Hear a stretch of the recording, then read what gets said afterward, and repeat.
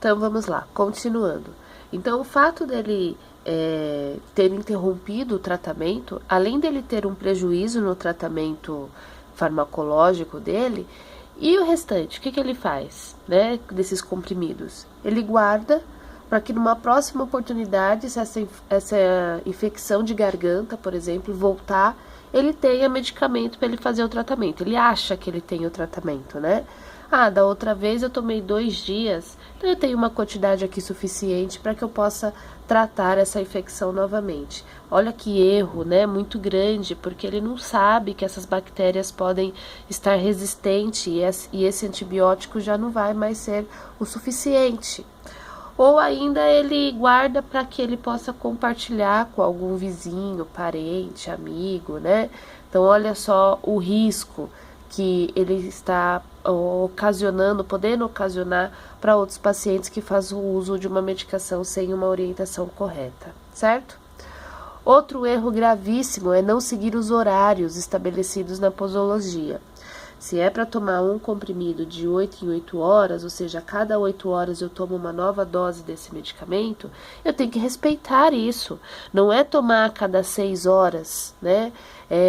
Se é para ser tomado 5 ml do medicamento, é para ser tomado 5 ml e não dobrar, vou tomar 10 ml para ver se o efeito acontece mais rápido.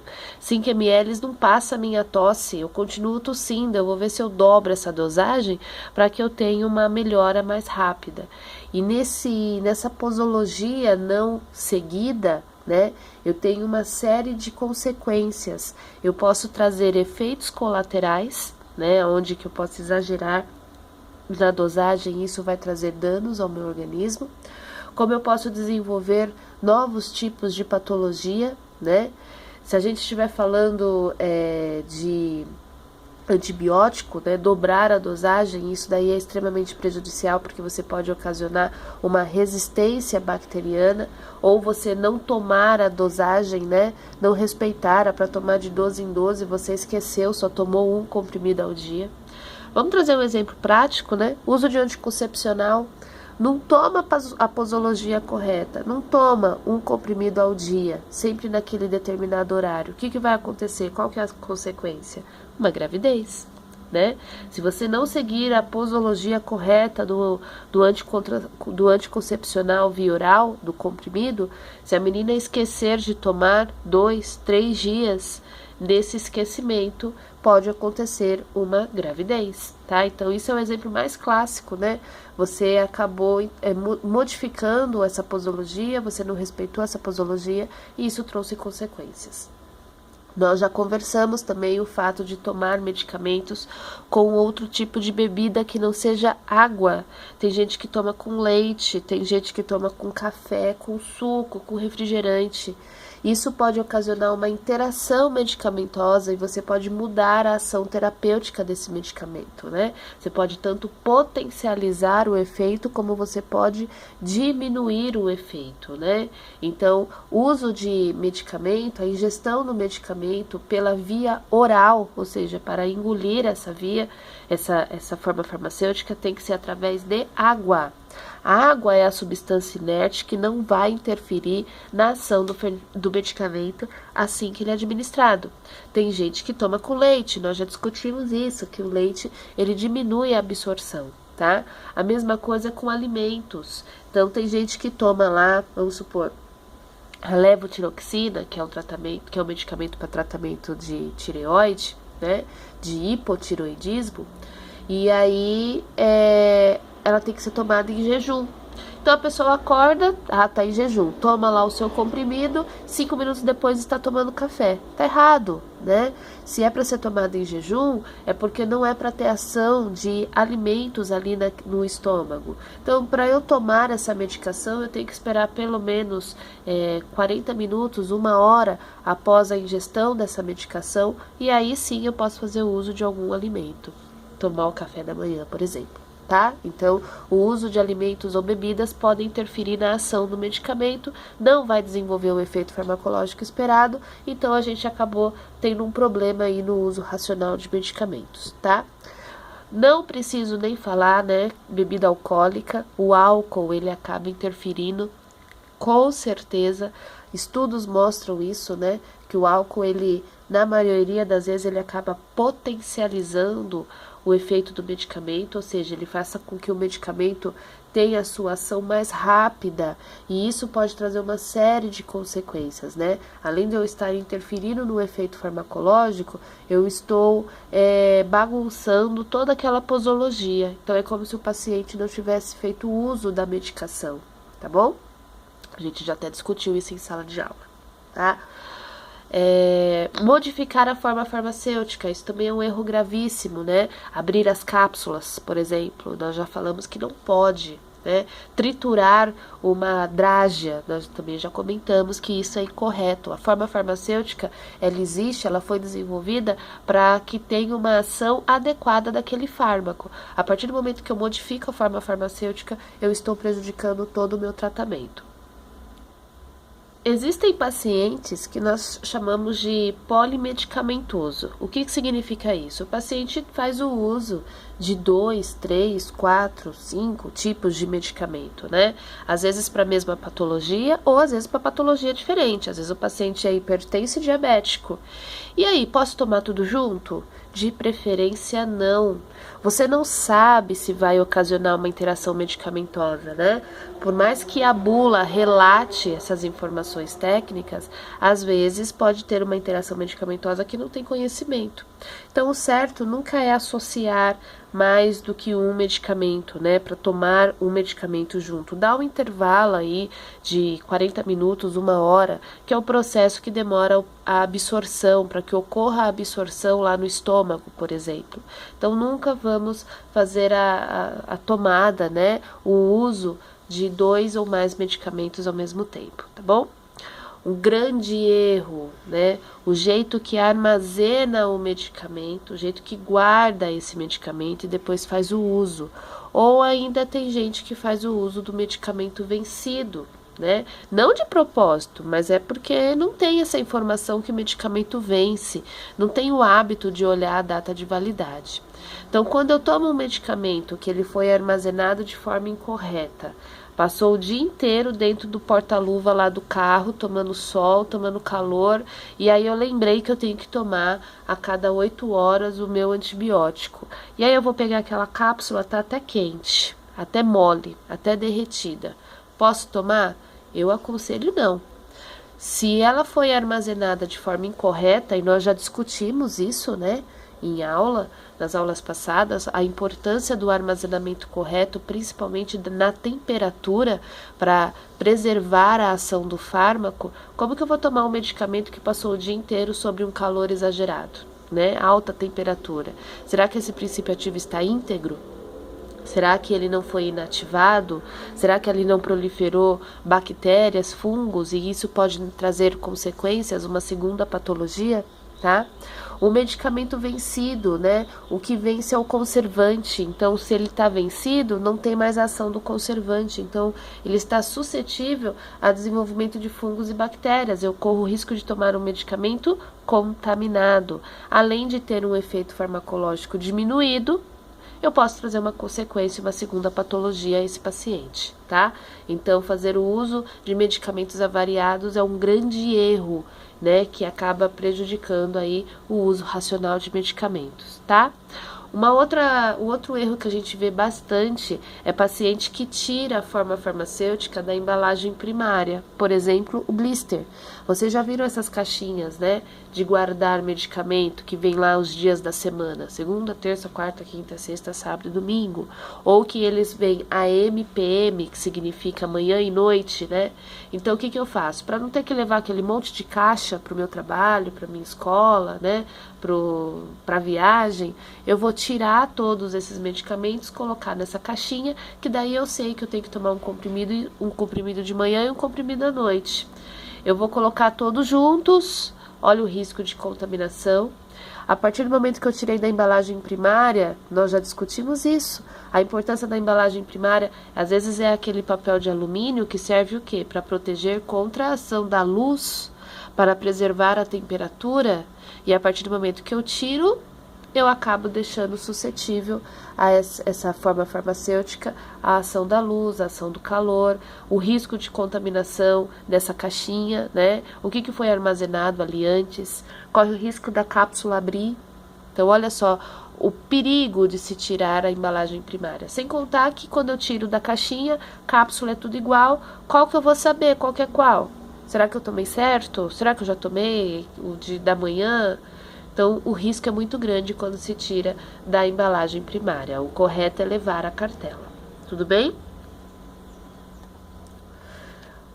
Vou dispensar essa medicação. Então, aqui, nossa, tem tanto detalhe pra gente ver, só coloquei alguns assim para que a gente possa, né, ter uma noção. Então, o tipo de receituário. A gente sabe que alguns medicamentos só podem ser dispensados com receituário, e esse receituário fica retido tanto na drogaria quanto na UBS. E eu tenho que saber qual que é o receituário. Existe um receituário específico para antibiótico, existe outro receituário específico para ansiolíticos, para antidepressivos. Então, eu tenho que conhecer o tipo do receituário, a validade dessa receita. Tem receita que vale por 10 dias, como antibióticos, tem receituários que valem para 1 ano, como anticoncepcional, outros que valem para 1 mês, como antidepressivos e ansiolíticos. Então, eu tenho que conhecer a validade da receita para não correr o risco de dispensar errado para este paciente. Vocês podem me perguntar, como que eu vou saber tudo isso? Vocês terão essa aula na matéria de legislação farmacêutica, tá? A gente vai debater bastante sobre os tipos de receita, as validades dos receituários, o quanto dispensar, o quanto pode ser dispensado, e isso vem com a prática, né? No momento é um mundo de informações, mas com a prática do dia a dia a gente acaba absorvendo bem esses conceitos. Quando eu faço a dispensação de medicamento, eu tenho que tomar um cuidado enorme, né? Por quê? As embalagens são parecidas. Um laboratório, quando ele produz um medicamento, a caixa é igual para todos os outros medicamentos dele, da linha de produção dele. Então, eu tenho que tomar um cuidado muito grande para não dispensar medicamento errado, dosagem errada, né? Então, eu tenho que estar sempre atento ao nome do medicamento e à sua dosagem. Então, por exemplo, enalapril, maleato de enalapril. Ele existe na dosagem de 5 mg, 10 mg e 20 mg. A embalagem é a mesma. O que muda é a escrita da dosagem. O paciente tem que saber isso. Se o paciente vier com a receita, quem tem que ter essa informação é a receita e eu tenho que saber identificar. Se ele pede no boca a boca, aí ele vai ter que me falar, né? Eu quero um enalapril de 10 mg. Agora, se ele chegar e falar assim, eu quero um enalapril, e eu não perguntar para ele qual que é a dosagem, ele não é obrigado a saber que existem essas 3 dosagens no mercado, né? Então, qual dosagem, senhor? Ah, eu não sei. Olha, existe de 5, de 10 e de 20. Aí ele fala assim, deixa eu ver a embalagem. Você até mostra a embalagem, mas a embalagem é igual. De repente, ele não se atentou, né? O que estava escrito, né? Se é de 5, de 10 ou de 20 mg. Então, eu tenho que prestar muita atenção. O que fazer neste caso? Não fazer, né? Então, se o paciente não sabe identificar a dosagem, se eu não tenho essa informação, se a receita não apresenta essa informação, eu não dispenso. Eu não vou colocar em risco a vida do meu paciente, né? As consequências apenas por dispensar. Isso é o uso racional de medicamento, né? Fazer a dispensação de forma correta para este paciente, para que ele possa dar continuidade ao seu tratamento terapêutico, tá? Eu também tenho que dispensar a quantidade suficiente para o tratamento. Então, por exemplo, os antibióticos. Se é tratamento para 10 dias, eu tenho que fazer a dispensação para 10 dias. Não adianta eu dispensar só para 3, 4, 5 dias. Ele vai voltar e vai falar, olha, acabou minha medicação e eu não fiz todo o tratamento. A culpa foi dele? Não, ele estava até seguindo as orientações, mas você não dispensou de maneira correta e você foi o culpado da interrupção no tratamento desse paciente. Então, a gente sempre tem que fazer conta. Olha os cálculos que vocês têm medo à toa, né? Porque são cálculos fáceis de serem entendidos. A gente faz uma continha assim, ó, bem rápida. Vamos lá. um medicamento para tratamento da diabetes, né, um antiglicemiante oral. Ele toma um comprimido de manhã e um à noite, um após o café da manhã e um após o jantar. Qual é a dosagem que ele toma então durante o dia? Quantos comprimidos durante o dia? 2, um de manhã e um à noite. Então ele toma 2 comprimidos durante o dia. Durante 30 dias, qual vai ser a quantidade de comprimidos que ele vai tomar? 2 vezes 30, um mês tem 30 dias, 60 comprimidos. Então, eu vou dispensar 60 comprimidos para esse paciente. Tratamento suficiente para um mês. Daqui um mês ele retorna lá no meu posto de saúde e eu faço a dispensação de mais 60 comprimidos. Então, estou garantindo que durante um mês ele tem esse tratamento. Tá? Então, na hora que a gente faz a dispensação, a gente tem que fazer esse cálculo, saber se a quantidade de medicamento que eu estou dispensando é suficiente para o seu tratamento, pelo menos mensal. Aí, conforme também a patologia, né? Se vai ser 5 dias, 10 dias, 15 dias, 20 dias, 30 dias, tá bom? Observar possíveis contraindicações. Então, de repente, o paciente ele chega até a drogaria e me pede um medicamento para dor na coluna, um anti-inflamatório, e eu tenho que saber se esse medicamento, se esse paciente vai fazer o uso dessa medicação, tem bronquite e asma. Eu já comentei isso com vocês. Alguns anti-inflamatórios são contraindicados para pacientes com bronquite ou com asma, porque corre o risco de desenvolver uma crise. Então, eu vou falar para quem que é, meu senhor? É para mim. E o senhor tem crises de bronquite, asma? Aí ele pode falar, não tenho. Uma pergunta-chave, faz uso de bombinha, né? Por exemplo, a bombinha de Aerolin, que é o salbutamol. De vez em quando eu tenho umas faltas de ar e aí eu uso essa bombinha. Pronto, era o que eu queria. Eu não vou indicar, né, um anti-inflamatório para este paciente. Por quê? Porque ele corre o risco de desenvolver uma crise de bronquite. Tá? Então, eu vou fazer o uso de uma dispensação, uma indicação de um antigripal, por exemplo, né? E tem um descongestionante nasal, tem uma formulação chamada pseudoefedrina. Alguns antigripais contêm essa formulação. Ela é um excelente descongestionante nasal. Contraindicação, paciente hipertenso. Um dos efeitos colaterais da pseudoefedrina é aumentar a pressão arterial. Aí eu vou perguntar, a senhora é hipertensa? Eu sou. Mesmo tomando medicação, a hipertensão da senhora tem algum pico? Às vezes ela sobe, mesmo eu tomando a medicação. Pronto, já não vou indicar esse antigripal que tenha essa formulação, essa pseudoefedrina, porque isso vai trazer uma consequência, né? Vai aumentar a pressão desse paciente e isso pode trazer vários riscos aí, várias consequências. Tudo bem? Então, sempre observar essas contraindicações. Perguntar se é mulher, e perguntar não ofende. Quem vai tomar essa medicação? É minha esposa. Ela está gestante ou está amamentando, tá? Se ela não está gestante, não corre o risco de estar grávida, não está amamentando, então existem medicamentos que não podem ser utilizados por grávidas e durante o período de amamentação.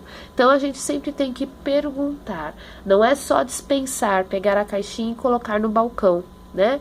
Mesmo com o receituário médico, nós temos o dever de fazer essas investigações. Quando eu faço essas perguntas, eu estou prezando, né? Eu estou cuidando da saúde do meu paciente. Às vezes foi uma informação que não foi passada para o médico e o coitado não tem a bola de cristal para adivinhar. E a gente da farmácia, então nós da área farmacêutica, acaba sendo essa barreira, esse filtro de informações, tá bom?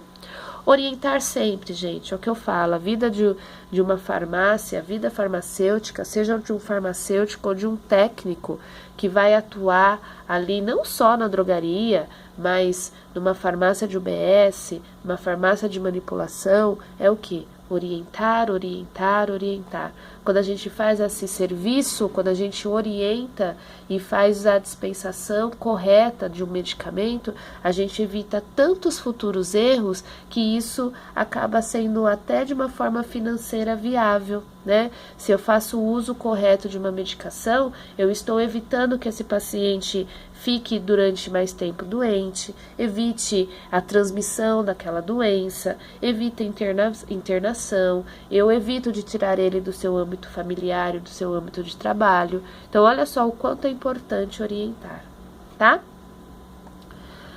Aqui são algumas divulgações, tá? Tanto os Conselhos Regional de Farmácia, o Conselho Federal de Farmácia, a OMS, então a Vigilância Sanitária, sempre elas fazem serviços, campanhas de orientação sobre o uso racional de medicamento. Ficou padronizado que dia 5 de maio, toda essa data, 5 de maio de todos os anos, é o dia nacional do uso racional de medicamentos. Então, por todo o país, nos postos de saúde, nos hospitais, nas drogarias, a gente acaba meio que comemorando e dando uma ênfase maior ao uso racional do medicamento para a população.